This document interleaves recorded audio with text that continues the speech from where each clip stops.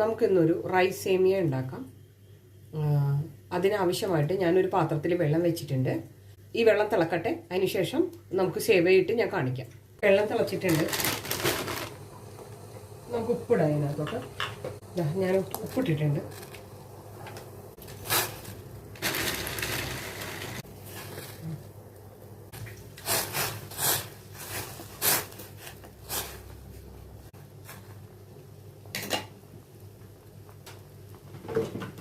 ഞാൻ ഇതിലേക്ക് ഒരു നുള്ളു ഓയിൽ ഒഴിച്ചു കൊടുക്കുന്നുണ്ട്, ഒട്ടിപ്പിടിക്കാതിരിക്കാനാണ്.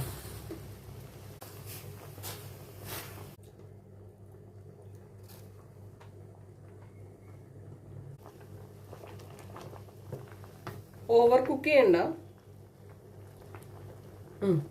ഇത്രയും മതി. ഇത് വെന്തിട്ടുണ്ട്. ഇനി ആ കുക്കിങ്ങിൻ്റെ ഇടയിൽ കിടന്നും ഇത് വേകാനുള്ളതാണ്, അതുകൊണ്ട് ഇത്രയും മതി. നമുക്ക് ഊറ്റിയെടുക്കാം. ഊറ്റിയെടുത്തിട്ടുണ്ട്. നമുക്ക് ഇനി മസാല റെഡിയാക്കാം. എണ്ണ ഒഴിക്കാം. കടുക്, ഒരു പിടി നിലക്കടല,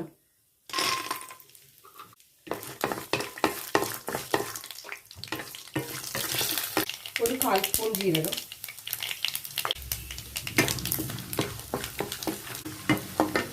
ഒരു സവാള,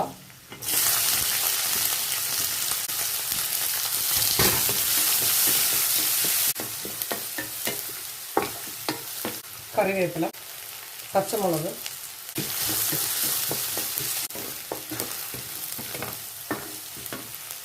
ബീൻസ്, ക്യാരറ്റ്,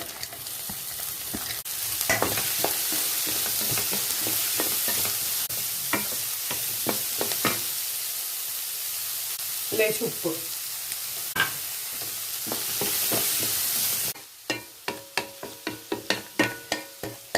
ക്യാരറ്റും ബീൻസും സവാളയൊക്കെ ഒന്ന് വേകാനുണ്ട്. അതിൻ്റെ കടച്ചു വെച്ചൊന്ന് വേവിക്കാം. ഇത് വേകാൻ വേണ്ടി ഞാനൊരു 1/4 ഗ്ലാസ് വെള്ളം ഒഴിച്ചു കൊടുത്തിട്ടുണ്ട്. ഒരു നുള്ളു മഞ്ഞൾ ഇട്ടേക്കാം.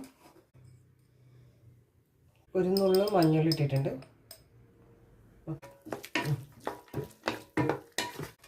ഇതൊന്ന് വേകുന്നവരെ നമുക്ക് വെയിറ്റ് ചെയ്യാം. ഞാൻ അടച്ചു വെച്ചിട്ടുണ്ട്. ഇതിലേക്ക് ഞാൻ ഈ തേങ്ങ കൂടി ഇട്ട് കൊടുക്കുന്നുണ്ട്.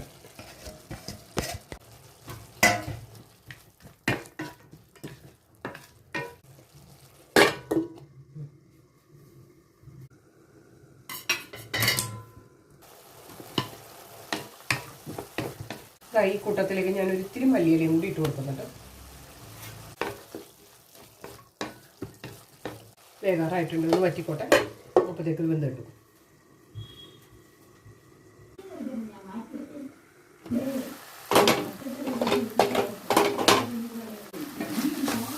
റെഡി ആയിട്ടുണ്ട്. നമുക്ക് ഇതിനകത്തോട്ട് മിക്സ് ചെയ്യാം.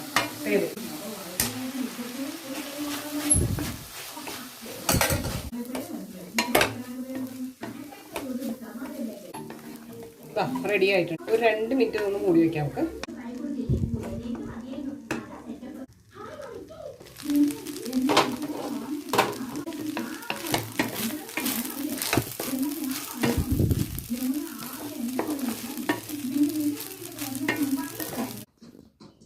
റെഡി ആയിട്ടുണ്ട്.